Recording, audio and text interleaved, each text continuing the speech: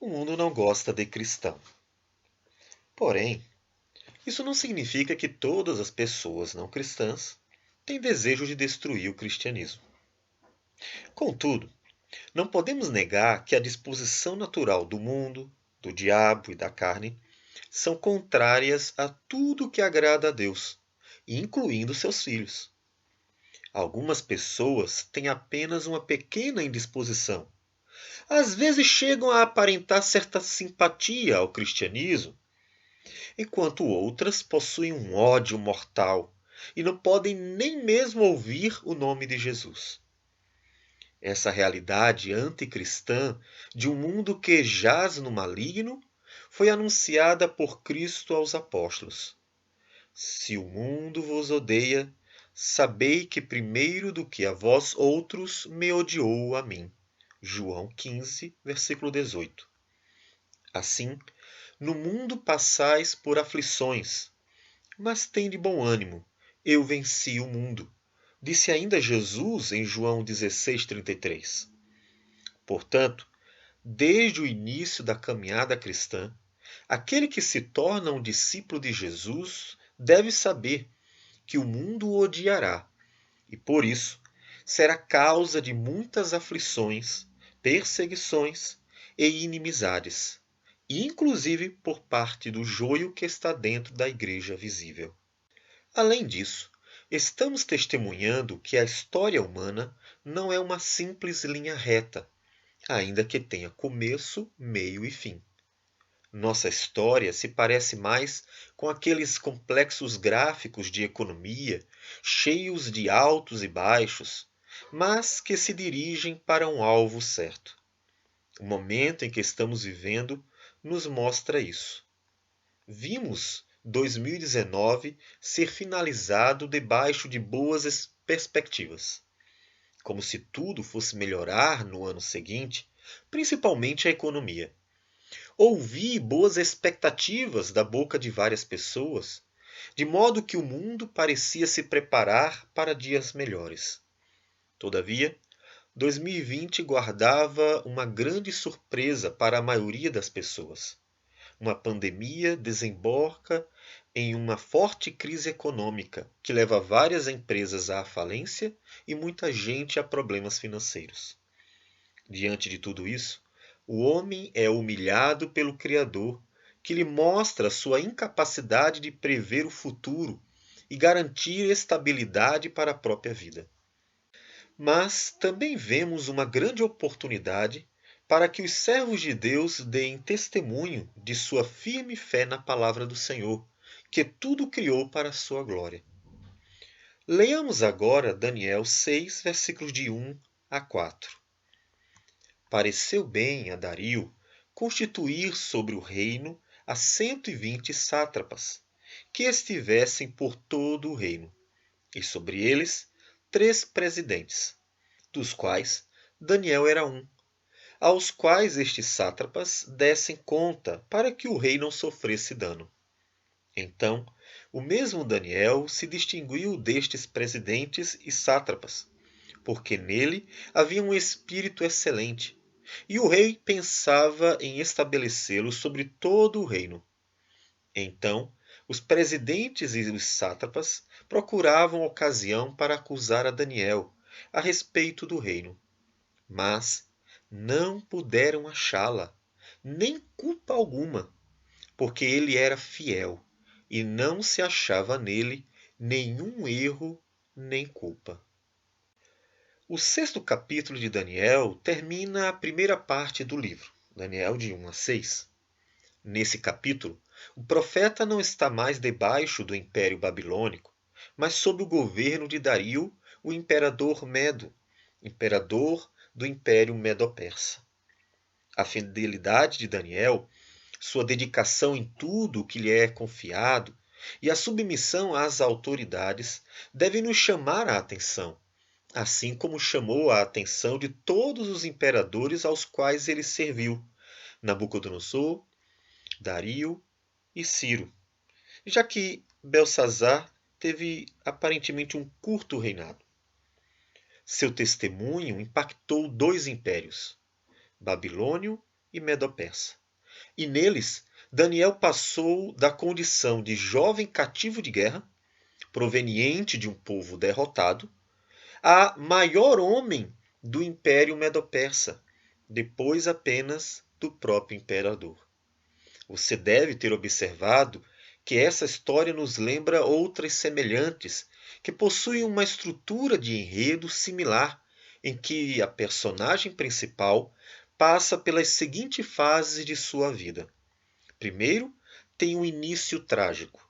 Em seguida, mostra-se fiel a Deus e exemplar diante dos homens. Depois disso, é chamado para servir a um grande propósito que glorifica o nome do Senhor. Em quarto lugar, impressiona os grandes e poderosos por meio de seu testemunho, conduzindo-os à glória do Deus de Israel. Em quinto lugar, é engrandecido, tornando-se um dos principais homens no meio daquele povo. Vemos isso em José, Gênesis 37 a 50, Moisés, Êxodo de 1 a 20, Josué e sua geração, o livro de Josué todo, Ruth, também o livro inteiro, Samuel, 1 Samuel de 1 a 15, Davi, 1 Samuel 16 até 2 Samuel capítulo 10 e Daniel. Em sua carta a Timóteo, Paulo nos diz que todos quantos querem viver piedosamente em Cristo Jesus serão perseguidos. 2 Timóteo 13:12. Não foi diferente com o profeta Daniel. Por causa de seu destaque, sendo Daniel um homem simples, dedicado, fiel e que não se misturava com o paganismo dos povos a seu redor, houve inveja da parte dos demais líderes das províncias. Daniel era um homem de extrema confiança, razão para que o rei quisesse colocá-lo sobre todos os demais líderes. Então, os demais presidentes e sátrapas procuraram algum defeito em Daniel para ter como acusá-lo diante do imperador Dario. O propósito deles é derrubar Daniel, a fim de que não seja o principal dentre os governantes a serviço do imperador. Eles são a concorrência desleal que não se contenta com o que tem e deseja se sobrepor de modo desonesto. E mesmo que isso pudesse acontecer com qualquer outra pessoa, mesmo pagã, que estivesse na condição de Daniel, é sua fé no Deus de Israel e sua conduta consagrada à santidade que parece incomodar aos demais, tendo em vista a ênfase do texto nessas qualidades do profeta. Não é incomum para o cristão, que realmente tem um comportamento santo e agradável a Deus, testemunhando com fidelidade a glória de Cristo, o ser alvo de desagrados no trabalho, na universidade, na escola e em outros ambientes. Boa parte das vezes, não é preciso se destacar entre os demais.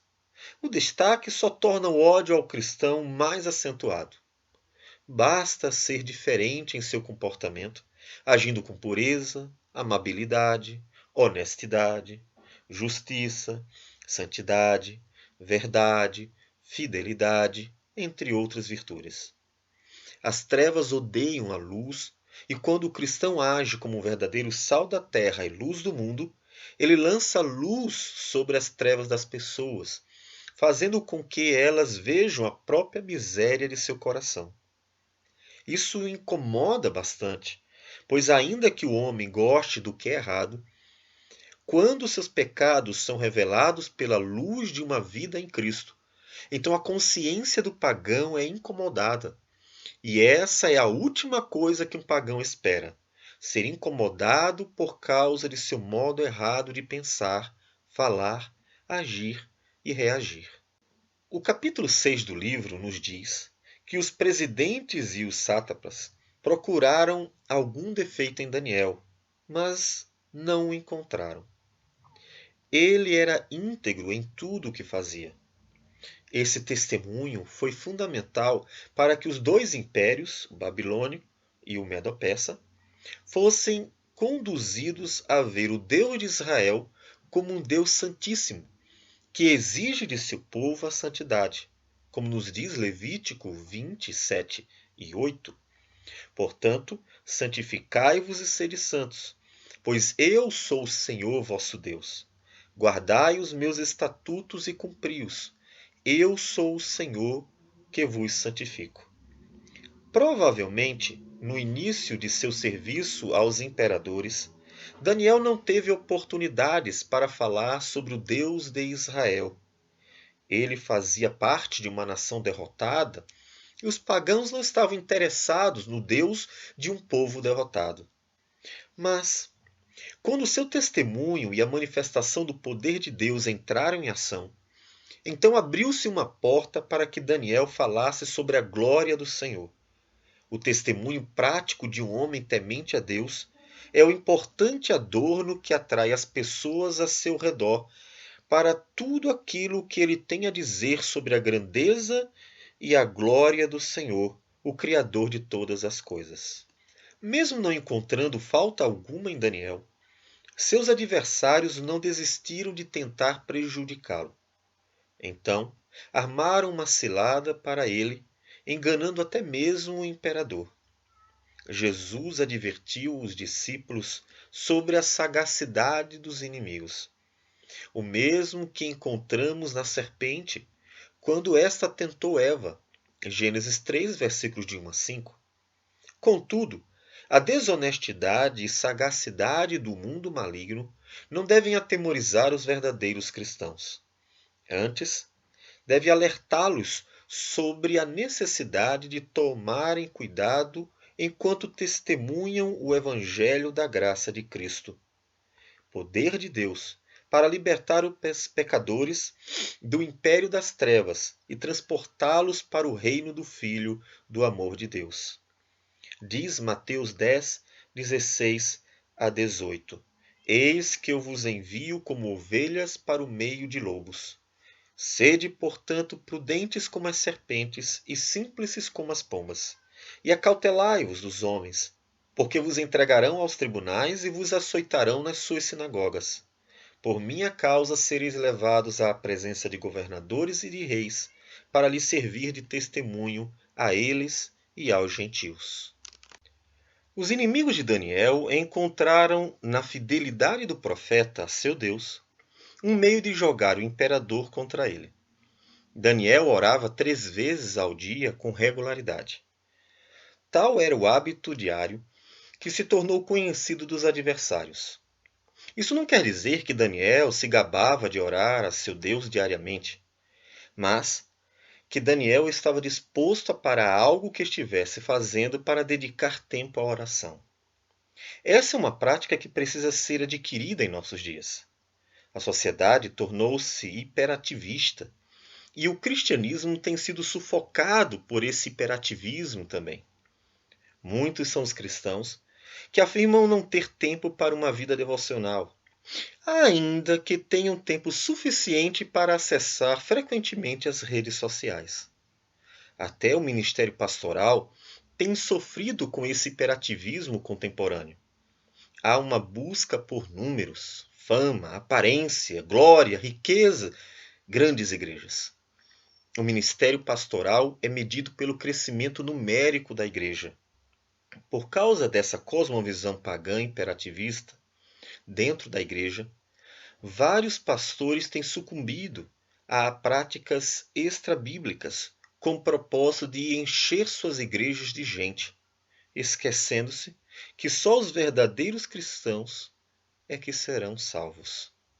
O testemunho de Daniel foi tão impactante para o imperador que, ao receber a denúncia dos presidentes e sátrapas, ele ficou muito penalizado e determinou consigo mesmo livrar a Daniel, e até o pôr do sol se empenhou por salvá-lo. Daniel capítulo 6, versículo 14. Contudo, o propósito de Deus para seus filhos não é que eles atraiam o mundo para si, como tem acontecido com muitos popstars gospels. O propósito dos servos de Deus é atrair o mundo para Deus, a fim de que o glorifiquem em uma genuína conversão, ou que o mundo reconheça a grandeza do Senhor. Por isso, a história não poderia ter sido encerrada no versículo 14. O propósito da narrativa não é mostrar o quanto Dario gostava de Daniel, nem o quanto tentou soltá-lo. Daniel não é o centro do enredo, e sim o santo de Israel. Deus quer ser glorificado na vida de Daniel, e para isso o profeta precisa ir à cova dos leões. É na cova dos leões que Deus manifesta seu poder na fraqueza de um homem que o teme, ainda que não pudesse fazer nada além de orar e esperar no Senhor. Dario conhecia muito bem a devoção de Daniel, e por isso, ao ordenar que o lançassem na cova dos leões, o imperador disse: O teu Deus, a quem tu continuamente serves, que ele te livre. Daniel 6, versículo 16. Até o imperador foi conduzido à esperança no poder do Deus de Israel. É bem provável que Dario conhecesse todo o testemunho anterior, conforme já vimos na exposição do livro de Daniel, capítulos de 1 a 5.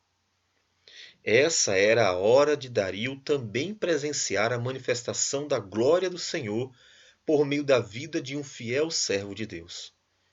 O texto nos diz que Dario foi impulsionado a passar a noite jejuando e, provavelmente, orando de alguma forma, em sua ignorância, para que o Deus de Daniel o salvasse das garras dos leões. Dario estava impactado com o testemunho de Daniel, e por esse testemunho estava sendo atraído a buscar o Deus de Israel. O fiel testemunho de um homem ou de uma mulher de Deus é forte instrumento para conduzir pessoas ao Senhor. O apóstolo Pedro nos diz isso no capítulo 3, versículos de 1 a 2 de sua primeira carta. Mulheres, sede vós igualmente submissas ao vosso próprio marido, para que, se ele ainda não obedece à palavra, seja ganho sem palavra alguma, por meio do procedimento de sua esposa, ao observar o vosso honesto comportamento cheio de temor. Mas Deus não precisa da força do homem para glorificar seu nome. Quem pensa ser indispensável para o crescimento ou conduta de uma igreja não está glorificando a Deus, mas engrandecendo a si mesmo. Toda a Escritura Sagrada nos mostra que Deus é glorificado na fraqueza de seu povo, pois nela ele manifesta seu poder. Isso aconteceu com Abraão e Sara, que não podiam ter filhos. Gênesis 15, versículos de 1 a 6. Com Jacó, que foi enganado diversas vezes por Labão. Gênesis 31, versículos 38 a 42. Com José, que foi vendido como escravo pelos seus próprios irmãos. Gênesis 37 a 50. Com Moisés, que não sabia falar bem. Êxodo 3 até o capítulo 15. Com a nação de Israel, que viveu 40 anos morando no deserto. Deuteronômios 8, versículos de 1 a 10. Com Ruth e Noemi, que voltaram de Moabe para Israel em plena miséria. Ruth, de 1 a 4. Com Davi, que passou muitos anos fugindo de Saul. 1 Samuel 16 a 31. E com muitos outros que aparecem na relação de heróis da fé do capítulo 11 de Hebreus. Deus foi glorificado na fraqueza de todas essas pessoas que não tinham capacidade para cuidar de suas próprias vidas, mas esperaram na graça divina, certos de que o Senhor poderia livrá-los de todo o mal e cuidar de todas as suas necessidades. O apóstolo Paulo nos dá seu próprio testemunho em 2 Coríntios, capítulo 12, versículos de 7 a 10. E para que não me ensoberbecesse com a grandeza das revelações, foi-me posto um espinho na carne, mensageiro de Satanás, para me esbofetear, a fim de que não me exalte. Por causa disto, 3 vezes pedi ao Senhor que o afastasse de mim. Então Ele me disse: A minha graça te basta, porque o poder se aperfeiçoa na fraqueza. De boa vontade, pois, mais me gloriarei nas fraquezas, para que sobre mim repouse o poder de Cristo. Pelo que sinto prazer nas fraquezas, nas injúrias, nas necessidades, nas perseguições, nas angústias, por amor de Cristo. Porque quando sou fraco, então é que sou forte. Foi na fraqueza de Daniel que Deus manifestou sua glória perante o império medo-persa. Ao amanhecer, Dario correu para ver o que havia acontecido com seu fiel súdito. A forma como Dario se achega à pedra que fechava a cova dos leões nos mostra a esperança que foi gerada no coração do imperador. Esperança que aguardava apenas a confirmação por meio da manifestação do poder de Deus, livrando Daniel. Chegando-se ele à cova, chamou por Daniel com voz triste. Disse o rei a Daniel: Daniel, servo do Deus vivo, dar-se-ia o caso que o teu Deus, a quem tu continuamente serves, tenha podido livrar-te dos leões? Daniel 6, versículo 20. A simples resposta de Daniel, confirmando que ainda estava vivo, era suficiente para que Dario entendesse que o Deus de Israel havia ouvido as orações e mostrado seu poder para livrar aqueles que confiam nele. Todavia, Daniel dá seu testemunho mais uma vez, agora confirmando o livramento do Senhor. O meu Deus enviou o seu anjo e fechou a boca aos leões, para que não me fizessem dano, porque foi achada em mim inocência diante dele. Também contra ti, ó rei, não cometi delito algum. Daniel 6, versículo 22. Deus alcançou o seu propósito por meio da vida de seu servo, a glorificação de seu santo nome. Observe que Daniel não reclama de nada, não murmura, não lamenta, não se acha injustiçado, não esbraveja, não ofende ninguém, não se revolta contra Deus por ter sido jogado aos leões, mesmo sendo inocente. Daniel simplesmente sofre os danos, rogando ao Senhor que o ajudasse naquele momento de aflição. Até em meio à tribulação, caminhando para a morte, Daniel está calado, louvando a Deus por seu silencioso testemunho. E por meio desse maravilhoso testemunho, somos conduzidos a Cristo, que foi oprimido e humilhado, mas não abriu a boca. Como cordeiro foi levado ao matadouro, e como ovelha muda perante os seus tosqueadores, ele não abriu a boca. Isaías 53, versículo 7. Dessa forma, Jesus foi até a cruz em silêncio, mesmo sendo acusado por seus algozes. Mateus 26, versículos 57 a 63. E glorificou o nome do Pai, mesmo sem fazer milagre algum. Em muitos momentos da vida, o silêncio é a melhor forma de glorificar a Deus, dando testemunho de um coração que se submete à vontade do Senhor, espera na graça divina e está sempre contente por ser chamado de filho de Deus. O capítulo 6 de Daniel termina com a glorificação do Senhor perante todos os povos. Outra vez, Deus mostra que seu nome é glorificado na vida daqueles que lhe são fiéis. E era isso que o Senhor queria de seu povo antes do cativeiro. Mas o que uma nação inteira não fez dentro da terra prometida, pois se rebelou contra Deus, alguns poucos homens estavam fazendo em uma terra estranha. Então, impactado pelo testemunho de Daniel e manifestação do poder de Deus, um rei pagão proclama para todas as nações a grandeza do Senhor, o Deus de Israel, como nos revela Daniel 6, versículos 25 a 27. Então, o rei Dario escreveu aos povos, nações e homens de todas as línguas que habitam em toda a terra: Paz vos seja multiplicada. Faço um decreto pelo qual, em todo o domínio do meu reino, os homens tremam e temam perante o Deus de Daniel, porque ele é o Deus vivo e que permanece para sempre. O seu reino não será destruído e o seu domínio não terá fim. Ele livra e salva, e faz sinais e maravilhas no céu e na terra. Foi ele quem livrou a Daniel do poder dos leões. Deus tem sido glorificado por sua vida? Suas palavras e ações têm atraído pessoas para Deus?